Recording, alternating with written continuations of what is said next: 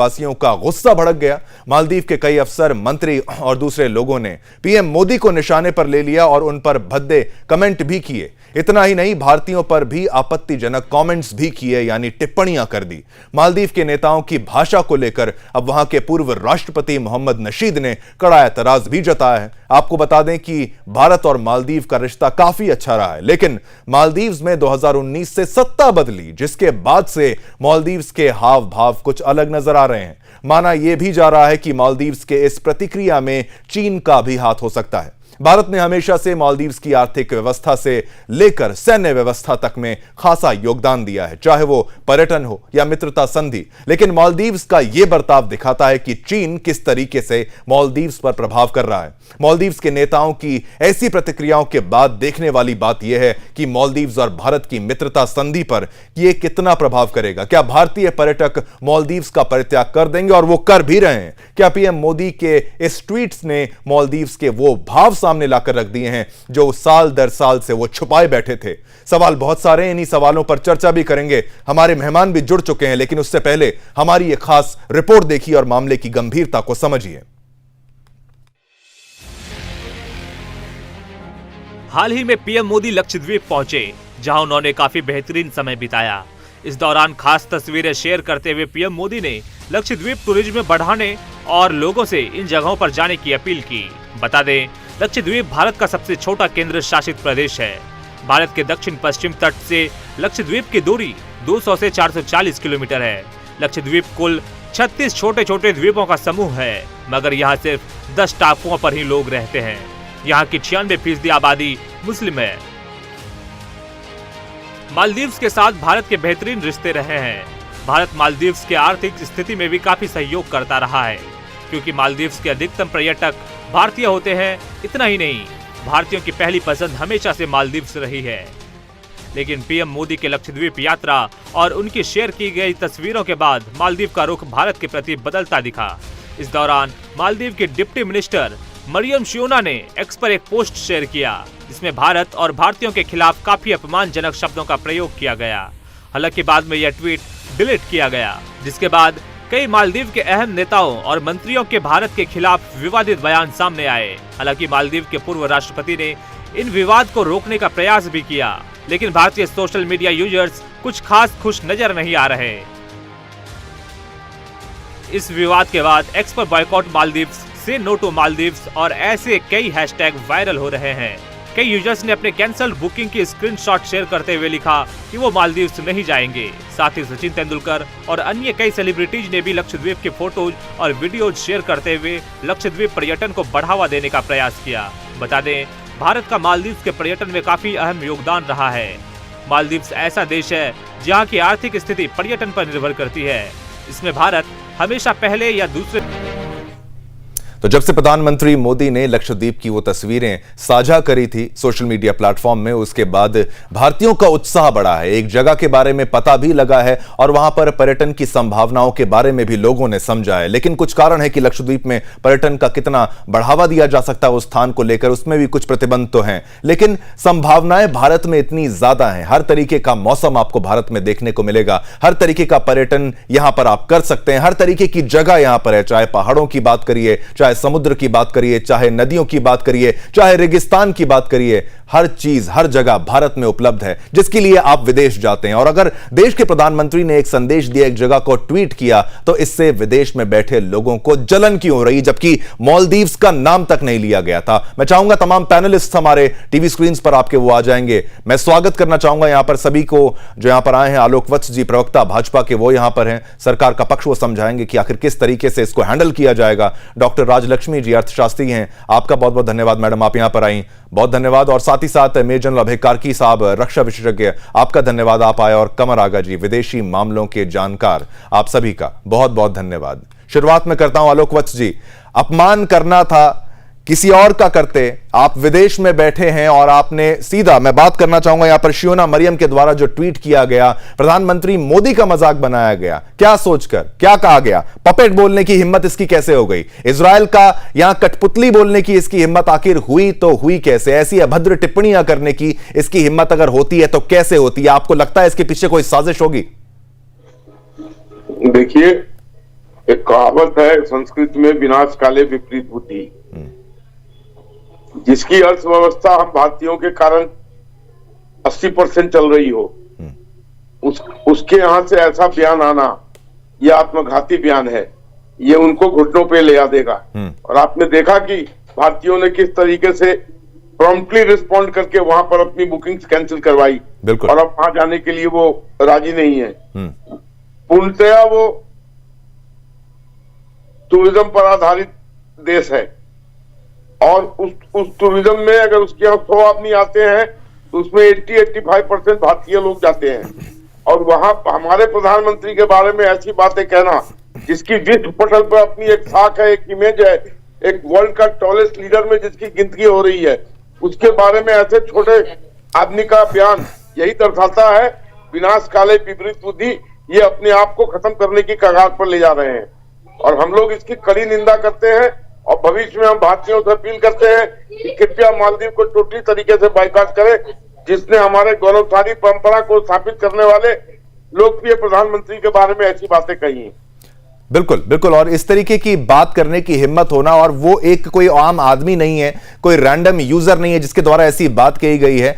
कोई भी आकर कुछ भी भारत के लिए बोल देगा। लेकिन उसमें बहुत महत्वपूर्ण एक बात जो है वो ये हमें समझने वाली है कि वहां पर रक्षा विशेषज्ञों की राय यहां पर लेना इसलिए जरूरी है कि भाई चीन का जब से हस्तक्षेप हुआ है तो बदले बदले से मिजाज तो यहां पर देखने को मिल ही रहे हैं। आखिर किस लिए मालदीव्स की तरफ से ये प्रतिक्रियाएं सामने आ रही हैं, इस पर बिल्कुल मेजर जनरल कार्की साहब आपसे मैं सवाल पूछना चाहता हूं। बिल्कुल हमारा पड़ोसी देश है, अच्छे हमारे रिश्ते वहां से होता है, सरकारें बदल जाती हैं तो क्या ख्याल बदल जाते हैं। चीन का हस्तक्षेप आप क्या समझते हैं, यहां पर क्या कारण रहा कि बिल्कुल वहां से हमारी जो मिलिट्री प्रेजेंस थी उसको हटाने की पहले बात की गई, वो तमाम मुद्दे जो भारत के हित में थे उसके विरुद्ध सब कुछ किया जा रहा है, कारण क्या हो सकता है कार्की साहब? ये तो बड़ा साफ खेल है। जो चीन की विस्तारवादी नीति है उसके तहत वो खासकर इंडियन ओशन में अपना प्रभुत्व बढ़ाना चाहता है। उसकी जो हम स्ट्रिंग ऑफ पर्ल्स पॉलिसी बोलते हैं, उसके अंतर्गत वो चाहता है कि जो भारत का प्रभाव है इन देशों में, भारत के जो नेबरिंग देशों में, पड़ोसियों में, वो कम हो जाए और उसका अपना जो प्रभाव है वो बढ़ जाए। और उसका एक ही कारण होता है, वो अपने जो BRI के तरीके से लोगों को लोन देता है, फिर उनको डेट ट्रैप में फंसा देता है, और उनकी सरकारों में चंद लोगों को वो खरीद के प्रो चाइना फैक्शन बनाता है। नेपाल में आपने देख लिया, और अभी ये मालदीव में चलता आ रहा है। पहले भी यामीन के टाइम पे प्रो चाइना अप्रोच थी, पैसे खूब है चाइना के पास उनको फेंकने के लिए, और इंडिया को फिर उस समय यामीन गवर्नमेंट के टाइम पे बोला गया था कि आप भी अपने ट्रूप्स हटा लीजिए। एक्चुअली जो ये ट्रूप्स हटा लीजिए बोलते हैं कि हमारी कोई भारतीय सेना वहां नहीं बैठी है, वहां हमने उनको 2 ध्रुव ALH एडवांस लाइट हेलीकॉप्टर जो है वो दे रखे हैं, और एक डोर्नियर जो एयरक्राफ्ट होता है, 18 सीटर एयरक्राफ्ट है मैरीटाइम सर्वेलेंस के लिए, वो समुद्री इलाके में टोह लेने के लिए, और उनके मेंटेनेंस सपोर्ट के लिए जो इंडिया है उनके वहां पे उतने लोग वहां पे मेंटेनेंस वाले जवान जो है वहां पे स्थित हैं, और वही ट्रुप प्रेजेंस माना जाता है। बहुत अहम और जरूरी इसलिए है क्योंकि हर जगह चाइना जो है हिंदुस्तान को हटा के अपने को डालना चाहता है। तो पहले यामीन के टाइम पे हुआ था, 2018 में उनको निकाल दिया गया क्योंकि करप्शन और चाइना से पैसे लेने के आरोप में निकाल दिया गया। लेकिन अब फिर इस बार उनको जब इलेक्शन के लिए डिस्क्वालीफाई किया तो उन्होंने अपने प्रॉक्सी को इलेक्शन जितवा दिया है, और उनका मुद्दा आउट इंडिया था। उन्होंने इस छोटे से मुद्दे को इतना भड़काया है कि वहां की देश को बताया लोगों को कि ये हमारे ऊपर इंडिया मिलिट्री कब्जा करना चाहता है, इसलिए इंडिया की मिलिट्री को हटा दीजिए। इसमें बाकी फैक्टर्स भी मैं आगे आपको समझाऊंगा, लेकिन फिलहाल ये है जो चाइना का स्ट्रिंग ऑफ पर्ल, एक जिबूती है, मॉरिशस है, हम्बन टोटा नीचे हो गया है, ग्वादर हमारे गुजरात के पास में है, और अगर ये अपना बेस इधर भी बना लेते हैं मालदीव में इफेक्ट करने के, तो हिंदुस्तान के लिए चिंता का विषय है, और ये कंपटीशन इंडिया और चाइना का बना रहेगा। लेकिन ज्योग्राफी ये बताती है कि मालदीव को अगर कोई बचा सकता है तो सिर्फ हिंदुस्तान बचा सकता है। अभी उनका जो वाटर डिसैलिनेशन प्लांट बर्स्ट हो गया था 2 साल पहले, इंडिया ने तुरंत घंटों में जी। वहां पे अपने हाथ नया प्लांट भेजा था। चाइना को वहां आते हुए 2 हफ्ते लग गए थे। बिल्कुल। ये बात और ये दगाबाज, धोखेबाज, जो मैं जितने शब्द इस्तेमाल करूं कम है इन मंत्रियों के लिए। मालदीव्स के लोगों के बारे में ये नहीं कहूंगा, क्योंकि ये अमीरजादे जिस तरीके की बयानबाजी कर रहे हैं भारत के विरुद्ध, इनको बख्शा तो नहीं जाएगा। और अपडेट भी एक आ चुका है, इसको भी सस्पेंड कर दिया गया है सरकार के द्वारा। देखिए, असर भारतीयों की ताकत खाली भारत में नहीं है, विदेश तक इसका असर होता है। मालदीव सरकार के द्वारा 3 मंत्रियों को सस्पेंड भी कर दिया गया, जिसमें यह मंत्री भी शामिल है जिसने बड़ी भड़काऊ बयानबाजी जो की थी। इस मरियम ने प्रधानमंत्री नरेंद्र मोदी को लेकर और भारत को लेकर जो टिप्पणी इसने की थी, इसको उसका फल भी मिल चुका है। मैं चाहूंगा तमाम पैनलिस्ट हमारे जो है टीवी स्क्रीन पर वो भी आ जाएं, ताकि हम इस चर्चा को आगे बढ़ाएं। कमर आगा साहब, मैं आपसे ये जानना चाहता हूं, अचानक से ये स्वर जो बदल जाते हैं, इस तरीके की बयानबाजी, टिप्पणी की जाना, भारत ने कब ऐसा मौका आया होगा जब मालदीव्स की मदद नहीं करी? टूरिज्म के मामले में अगर बात करें तो हम सबसे ज्यादा वहां पर कंट्रीब्यूशन देने वाली कंट्री के रूप में वहां पर साबित होते हैं। बाकी देश भी हमारी टक्कर में रहते हैं और ये संभावनाएं और बढ़ सकती हैं जैसे भारत का अर्थशास्त्र आगे बढ़ता जा रहा है, इकोनॉमी बेहतर होती जा रही है।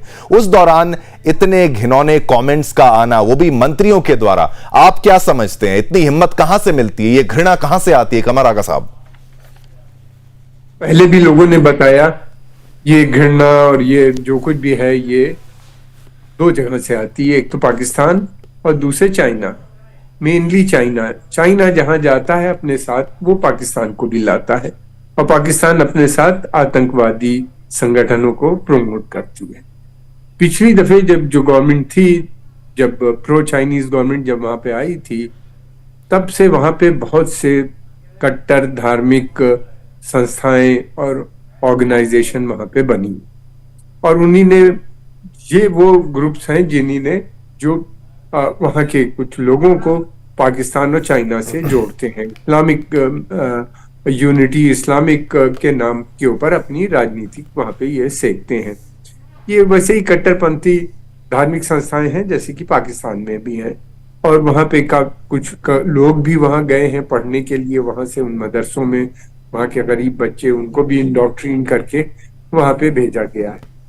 तो वहां पे एक बड़ा सेक्शन हमने ये भी देखा था कि पिछले खासतौर से दशक में, बल्कि दशक से भी ज्यादा 15 साल 20 साल में काफी इस्लामिक ऑर्गेनाइजेशन का, कट्टरपंथी धार्मिक संस्थाओं का काफी जोर रहा है पूरे इस्लामिक वर्ल्ड में। ये जो है इनके मुल्क में भी, मालदीव भी उससे बचा नहीं रहा, सभी जगह देखा जाए। मगर यह है कि अब उनका डिक्लाइन भी होना शुरू हो गया है, कम भी हो रहे हैं। और अभी जो लोग एक बार इस राजनीति में आ जाते हैं या इस तरह की विचारधारा से इम्प्रेस हो जाते हैं तो फिर वो विड्रॉ नहीं करते, और ये वो लोग हैं। दूसरी बात यह है कि मालदीव, जैसा कि हम अभी बताया, एक ऐसा देश है जो दोनों के लिए बहुत इंपॉर्टेंट है। भारत के लिए भी बहुत इंपॉर्टेंट है और मालदीव के लिए भारत उससे ज्यादा इंपॉर्टेंट है। बिल्कुल। तीसरी बात यह कि उनको ये भी डर लगता है कि अगर लक्षद्वीप, और दूसरी बात यह कि दूसरी जगहों पे गोवा या हमारा बॉम्बे बीचेस या इसके अलावा बहुत सी कवर्ड हैं जो कि जहाँ पे लोग कभी गए नहीं है, वो अगर डेवलप होती हैं तो उनके पर्यटन में बहुत बड़ा असर पड़ेगा। उनका मेन सोर्स ऑफ रेवेन्यू जो है वो पर्यटन है। फिर दूसरी बात यह कि उनके यहाँ तो सिर्फ बीचेस हैं। आपने जैसे अपनी रिपोर्ट में आपने स्वयं भी बताया कि हमारे यहाँ समुंदर भी है, बिल्कुल सर, डेजर्ट भी है, हिमालय भी है, जैसा पहाड़ कहीं दुनिया में नहीं है। फिर हमारे यहाँ की जो सिटीज हैं, और उससे बड़ी बात ये कि जो कल्चर है अलग अलग इन सभी जगहों पे, वो बेहद अट्रैक्ट करता है, बेहद अट्रैक्ट करता है। आगा साहब, वही तो मैं जिक्र कर रहा था कि टूरिज्म की संभावनाएं तमाम थी, सब चीजें बेहतर हैं। हम आपके देश में जा भी रहे थे, पैसा भी खर्च कर रहे थे, भारतीय डेस्टिनेशन वेडिंग भी वहां पर कर रहे थे, और हर जगह भारतीय जाते हैं, भारतीयों के पास पैसा है। वो जो ब्रिटिशर्स के द्वारा जो पुरानी जो मानसिकता का साबित करने की, स्नेक चार्मर्स दिखाने की कोशिश थी, वो सबके मुंह पे तमाचा तो अब पड़ ही चुका है। सबसे ज्यादा कंट्रीब्यूशन टूरिज्म का, भारत का है, उसके बाद आप चीन, रशिया ये कह सकते हैं, मालदीव्स का भी जिक्र करते हैं, लेकिन एक जवाब इनको जरूर देना बनता है। इसमें ये जो जाहिल प्रवृत्ति इन्होंने दिखाई है, जिसमें एक आदमी जाहिद रमीज है, ये संदेश भी भारतीयों की तरफ से मैं दे देता हूं, ये जाहिल आदमी जाहिद रमीज इस बदतमीज की इतनी हिम्मत देखी हो गई कि ये भारतीयों को साफ सफाई सिखाएगा।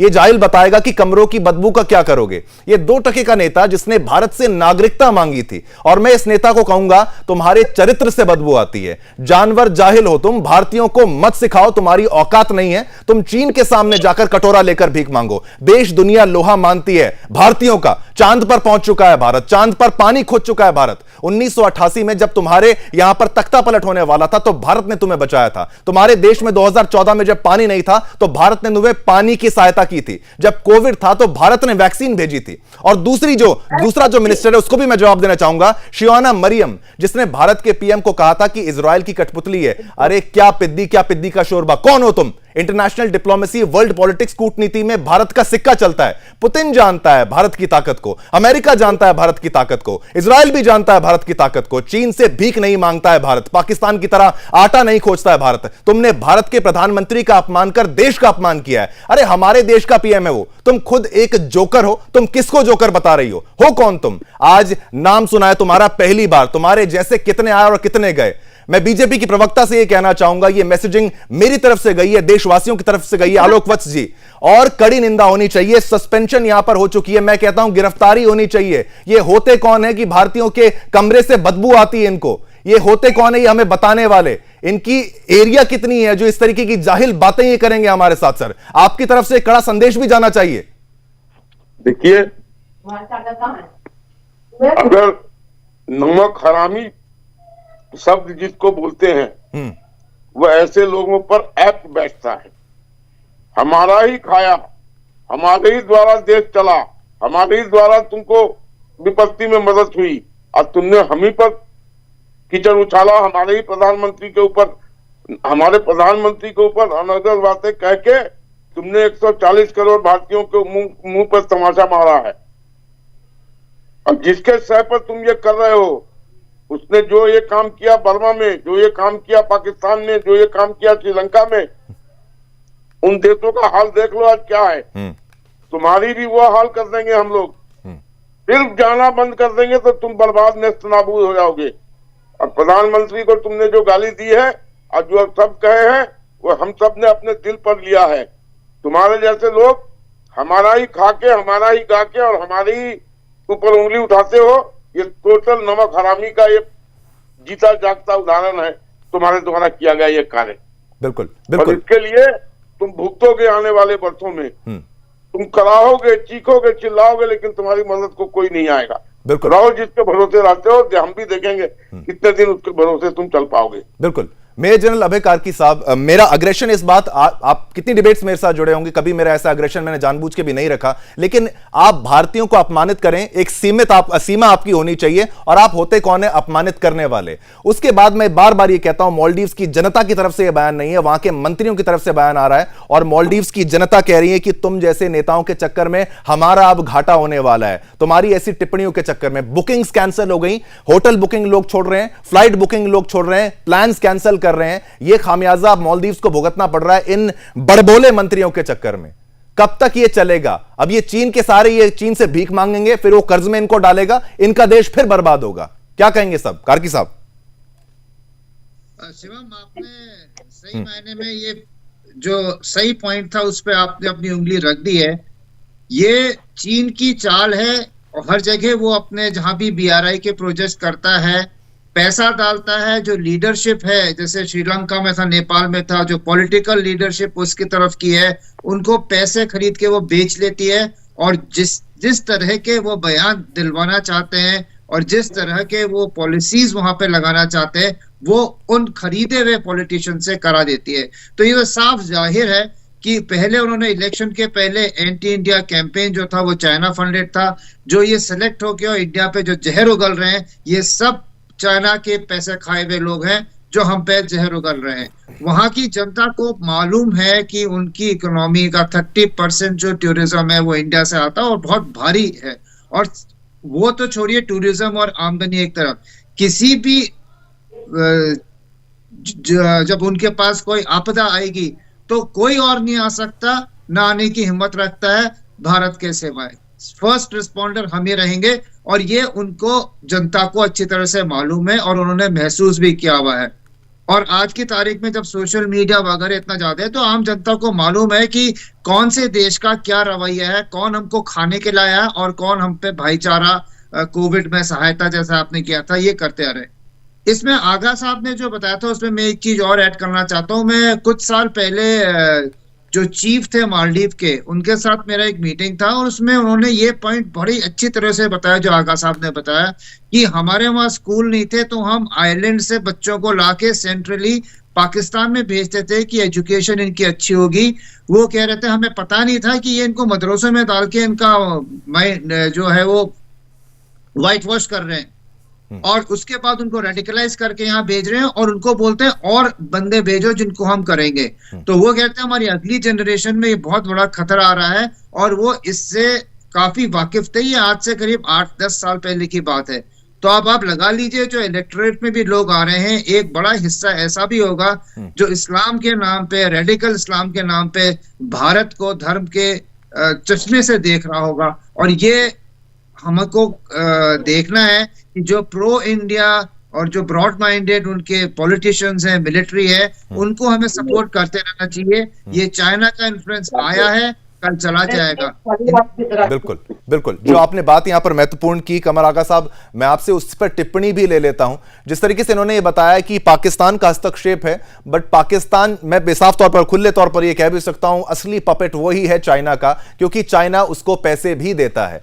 कमर आगा साहब, अब अगर ये चाइना का रेडिकलाइजेशन का जो प्रयास है, क्योंकि मालदीव्स में ऐसा कुछ भी नहीं है, एक टूरिज्म नेशन होने के कारण, एक टूरिज्म कंट्री होने के कारण उनके लिए प्राथमिकता वहां पर पर्यटन है, उसको बढ़ावा देने के लिए वो सब कुछ कर रहे हैं। मैं बिल्कुल ये बात कहता हूं कि वहां पर इंफ्रास्ट्रक्चर है और भारत को भी उसको डेवलप करना चाहिए, जैसे कि उनके वाटर विलास, वो तमाम तरीके। लेकिन इस तरीके से रेडिकलाइजेशन अगर पाकिस्तान के द्वारा किया जा रहा है, वो कुछ कदम उठाए जा रहे हैं खाली भारत विरोधी होने के नाते, क्योंकि चीन की वो चाल है। आपको लगता नहीं है मालदीव्स इन सबके चक्कर में फंस के खुद तो बर्बाद होगा, अपने बच्चों के भविष्य को भी बर्बाद कर लेगा? कमर आगा साहब, नहीं, इस बात का वहां पे एक बड़े सेक्शन में इस बात का एहसास है और वो बार बार इस बात को कहता है कि भारत के बगैर नहीं हो सकता।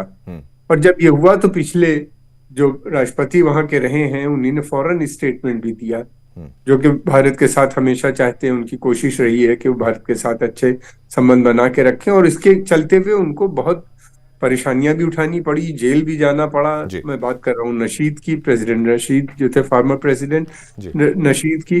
तो वहां पे इस तरह का हम एक बहुत बड़ा सेक्शन है जो प्रो इंडिया है। और आज से नहीं, हमारे उनके संबंध बहुत पुराने, वो चाइना को जानते भी नहीं। चाइना का उनके साथ कभी कोई लिंक नहीं रहा। जो कुछ लिंक रहा है उनका भारत से रहा है, हिस्टोरिकली, इस्लाम आने से पहले से और अब तक। दूसरी बात ये कि ये समस्या जो है हमको दो जगह और एक जगह और देखनी पड़ती है, वो है बांग्लादेश। बांग्लादेश में भी चाइना जो है पाकिस्तान को यूज करता है और पाकिस्तान का अपना भी इंटरेस्ट होता है। वहां भी इसी तरह मदरसे के माध्यम से और दूसरे माध्यमों से आतंकवादी संगठनों को बढ़ाना, जो कि एंटी इंडिया कैंपेन करते हैं, फिर वहां के ऊपर। आगा साहब, आपने एक बहुत महत्वपूर्ण विषय उठाया यहाँ पर, मदरसों का इस्तेमाल जिस तरीके से चीन कर रहा है इनको बरगलाने के लिए। हालांकि ये बात मैं चाहूंगा पाकिस्तान के दर्शक भी, क्योंकि मैं जानता हूं ये चैनल को देख रहे होंगे, वो देखते भी होंगे चाहे किसी भी माध्यम से, बांग्लादेश के लोग भी इसको देखते होंगे। चीन की असलियत आपको अगर समझनी है तो आप ये समझिए कि चीन ने उइगर मुसलमानों के साथ क्या किया है, किस तरीके से वहां उनके साथ क्या बर्बरता उस चीन ने करी है। और आपका भी इस्तेमाल अगर कर रहा है तो आपको बेवकूफ बनाने की कोशिश है। वो केवल और केवल आपको धर्म में फंसाएगा, आपके मजहब में फंसाएगा और अपने हित वहां पर साधे। कमर आगा साहब, अगर अब मैं गलत नहीं हूं तो आप मेरी बात से एग्री करेंगे? नहीं, आपने बिल्कुल सही कहा। देखिए, पाकिस्तान जो है ये कोई एक नेशन स्टेट नहीं बन पाया और न कभी बन पाएगा।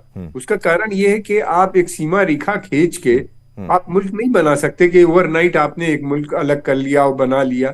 मुल्क बनते हैं, नेशन बनता है सैकड़ों सालों लग जाते हैं, तब जाके एक सोशल कॉन्ट्रैक्ट होता है और एक नेशन बनता है। किसी एक मुल्क को तोड़ के आप अलग नहीं कर सकते। और इसीलिए जो उन्होंने इस्लामिक नेशन बनाया उसको चलाने के लिए अब उन्हें आर्मी की जरूरत पड़ रही है। और फिर आर्मी जो है अब वो भी कोलैप्स हो रही है। बिल्कुल। उनके यहाँ की आर्मी भी बिल्कुल फेल हो चुकी है। लोग समझ गए हैं उसकी चालें कि ये कितनी करप्ट है, कितनी इनएफिशिएंट है और कितनी ज्यादा ये बिकी हुई आर्मी है वहां की। जी। तो ये भी जनता समझ गई है। अब उनको इलेक्शन, पहले सोचा था कि नवाज शरीफ को बुला के एक इलेक्शन करा देंगे, अब उनको लग रहा है कि इलेक्शन टोटल बाइकआउट हो जाएगा और परेशानी आ जाएगी और वायलेंस भी बढ़ जाएगा, तो अब इलेक्शन पोस्टपोन करा रहे हैं। तो पाकिस्तान तो एक फेल्ड स्टेट है जो काफी समय से फेल हो चुकी है, अब वो कोलैप्स कर रही है। ये भी एक बड़ी समस्या है भारत के लिए, भारत के बॉर्डर पे। और वो साथ में बांग्लादेश और दूसरी जगह भी अपना आतंकवाद को भी लगातार बढ़ा रही है, जिसके माध्यम से सेना वहां पैसा। देखिए, मालदीव में हमको बहुत संभल के बात करनी चाहिए, हमको वेट करना चाहिए कि हमारे जो फॉरेन मिनिस्ट्री के प्रवक्ता हैं वो बोलेंगे। और दूसरी बात ये कि सबक भी सिखाना चाहिए उनको, जो लोगों ने बाइकआउट किया है। मैं समझता हूँ बहुत अच्छा है, कुछ समय उनके का बाइकआउट भी चलना चाहिए, इसलिए कि प्रधानमंत्री एक ऐसे होते हैं, वो देश की आन बान शान उनसे है, और अगर उनके ऊपर इस तरह की बात की जाएगी तो वो कभी भारतवासियों को कमर आगा साहब, वही तो मैं बात कर रहा हूं। मैं बार बार ये बात भी जिक्र यहां पर कर देना चाहता हूं, मालदीव्स की जनता से हमें कोई आपत्ति नहीं है। मुझे नहीं लगता कोई भी जनता ऐसी मूर्खता करने की कोशिश करेंगे, क्योंकि जिनका पर्यटन, जिनकी रोजी रोटी चलती हो टूरिज्म से, वो ऐसी गलती करेंगे। लेकिन ये जो खुद को मजहब का ठेकेदार बताते हैं, खुद को मजहब का ठेकेदार बता के खुद को नेता साबित करने की कोशिश करते हैं, जिसमें जाहिद रमीज, जिसको मैंने जाहिल भी कहा था, जिस तरीके की उसने बातचीत करी, भारतीयों को बदबू सिखा रहा है, घर की सफाई सिखा रहा है, कमरों की सफाई सिखा रहा है, उसको मैसेज भी हमने दिया। और दूसरा, ये महिला जिस तरीके के इसने जोकर बोलने की हिमाकत कर दी इसने प्रधानमंत्री को, उसको भी ये मैसेजिंग थी। भाजपा के प्रवक्ता भी मेरे साथ हैं, आलोक वत्स जी। एक प्रधानमंत्री अगर कोशिश कर रहा है, अगर वो कोशिश ना करे तो भी उस पर उसकी आलोचना होती है। अगर वो कोशिश कर रहा है एक स्थान पर जाके, उसको ये बात पता है उसकी आलोचना होगी, मैं वहां पर पिक्चर्स खिंचवाऊंगा, मैं सोशल मीडिया पर डालूंगा, मेरी देश में आलोचना हो सकती है, पर ये विदेश में आलोचना होना, अब इसको टैकल करना, बिल्कुल हम यहां पे कह रहे हैं सभ्य तरीके से, ये एक हमने मैसेज जो देना था उन नेताओं को भेजा है, सस्पेंड आपने किया, मैं कहता हूं उनको अरेस्ट करो। ये हेट स्पीच के दायरे में बिल्कुल आता है। आप कैसे भारतीयों के ऊपर ये नस्ल भेदी टिप्पणी कर सकते हो क्या? आप भारतीयों को हीन भावना से देख सकते हो क्या? लेकिन एक प्रधानमंत्री के ऊपर ये जो घटा है, अब इसको विदेशी मामलों के जानकार तो बता रहे हैं किस तरीके से किया जा सकता है, और भाजपा के होने के नाते, क्योंकि सरकार आपकी है, किस तरीके से टैकल करेंगे इसको, ताकि दोबारा कोई ऐसी हिमाकत ना करे। ये कोई पाकिस्तान तो नहीं था ना, मालदीव्स था ये 56 इंच के आलोक वत्स जी। 56 इंच के सीना वाला नरेंद्र मोदी है। ये उनको ऐसी सबक सिखाएंगे कि उनकी नानी तक याद आ जाएगी। लक्षद्वीप जाके प्रधानमंत्री ने एक चीज उजागर किया है कि लक्षद्वीप में टूरिज्म को बढ़ाने की अपार संभावनाएं हैं। एक ही चीज नहीं है, 36 द्वीपों का समूह है, वहां पर स्थल भी है, पहाड़ भी है, टापू भी है, हर तरीके का चीज है। और अगर प्रधानमंत्री की नजर उस पर गई है और वहां वो डेवलपमेंट अब चालू हो जाएगा, तो समझ लीजिए मालदीव में जो जाने वाले टूरिस्ट हैं वो आधे से कम रह जाएंगे। बिल्कुल इस तरीके का वहां पर आलोक वत्स जी, क्योंकि आपने एक महत्वपूर्ण विषय यहां पर उठाया, लेकिन लक्षद्वीप का जहां जिक्र करता है, वहां की नेचुरल हैबिटेट्स को बचाने के लिए, वहां की आबादी को सुरक्षित रखने के लिए कुछ प्रतिबंध भी लगाए गए, क्या वो उनको भी हटाने की कोई प्रक्रिया शुरू होगी? वो जरा उसको ओपन किया जाएगा? देखिए, वहां की प्राकृतिक सौंदर्य में कोई खिलवाड़ नहीं होगा, ये तो निश्चित है। ठीक है, लेकिन कुछ प्रतिबंधी हटाए जा सकती है अगर वहां पर टूरिज्म को बढ़ावा देना है तो।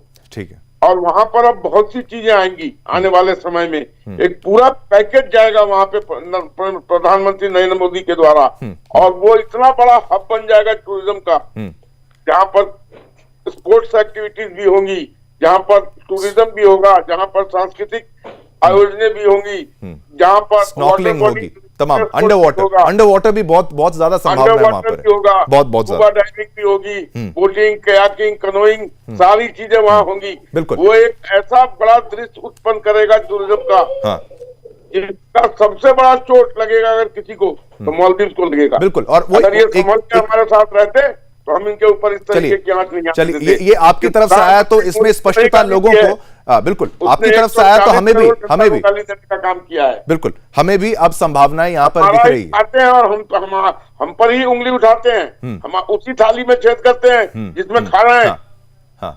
बिल्कुल, इस तरीके की जो बात है आपने बिल्कुल सही कही। कार्की साहब, मैं आपसे भी यही पूछना चाहूंगा, कुछ रिस्ट्रिक्शंस जिसका जिक्र मैं भी यहां पर कर रहा था, लेकिन मैं भी बताना चाहूंगा काफी होटल चेन्स भी वहां पर इन्वेस्ट करने की कोशिश कर रहे हैं। वाटर विलास, जो भारतीयों को एक यहां पर सुकून मिलता है कि बाहर जाएंगे तो पानी के बीच में रहेंगे, वहां पर घर होंगे, वो इंफ्रास्ट्रक्चर आप, क्योंकि आप ज्यादा बेहतर समझते होंगे, वहां पर नेवी का हस्तक्षेप भी रहता है, फौज का भी रहता है, आपको संभावना दिखती है क्या यहां पर ऐसा कुछ किया जा सकता है बिना प्राकृतिक संसाधनों के साथ छेड़छाड़ किए हुए? देखिए शिवम, अगर प्रधानमंत्री ने एक डिसीजन अनाउंस किया है कि उसको टूरिस्ट डेस्टिनेशन बनाएंगे, तो उन्होंने पहले अपना होमवर्क 1-2 साल से कर रखा होगा। ये आप निश्चित समझिए, मोदी जी हवा में तीर नहीं मारते हैं। तो इसका मतलब ये है। दूसरा, आज तक हमने वहां पे अप्रोच जो थी, एक्सेस जो था, वो बहुत लिमिटेड था, क्योंकि उसकी कैपेसिटी एज ए डेस्टिनेशन बहुत कम थी। लेकिन अगर पर्यावरण, एनवायरमेंटल कंसर्न्स को मद्देनजर रखते हुए, उनका प्रिकॉशन लेके आप उसमें डेवलप करेंगे हाई एंड टूरिज्म के लिए फैसिलिटीज, उसके लिए ज्यादा आपको, जैसे गोवा में पूरे भीड़चाल होती है, वैसा आप मत समझिए। नहीं, बिल्कुल समय का अभाव, मैं माफी मांगना चाहूंगा, लेकिन समय का अभाव है। मैं सभी का धन्यवाद करना चाहता हूं। आलोक वत्स जी, बहुत बहुत धन्यवाद, आप यहां पर थे, आपने जो सुझाव दिए, जो बताया, सरकार की राय यहां पर रखी। डॉक्टर राजलक्ष्मी भी हमारे साथ थी, उनका भी धन्यवाद। मेजर जनरल अभय कार्की साहब हमारे साथ थे, रक्षा विशेषज्ञ कमर आगा जी, विदेश मामलों के जानकार, और बहुत ही सभ्य तरीके से हमने ये बात बताई, लेकिन हमने उनको भी मुंह तोड़ जवाब आज इस कार्यक्रम के द्वारा दिया है कि आप भारतीयों का अपमान नहीं कर सकते। अगर बदबू किसी से आती है तो आपके चरित्र से आ सकती है, भारतीयों से आप ऐसी बात नहीं कह सकते। मुझे यानी शिवम दत्त मेहता को आज्ञा दीजिए, फिर कल एक नए मुद्दे के साथ आपके समक्ष पेश हो जाऊंगा। जय हिंद।